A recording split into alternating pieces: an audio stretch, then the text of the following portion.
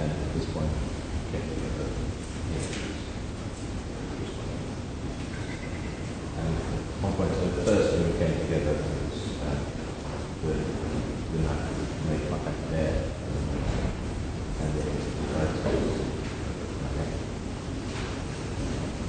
arm down, his arm was across there a couple of times and cut me there, so he's moving my arm away.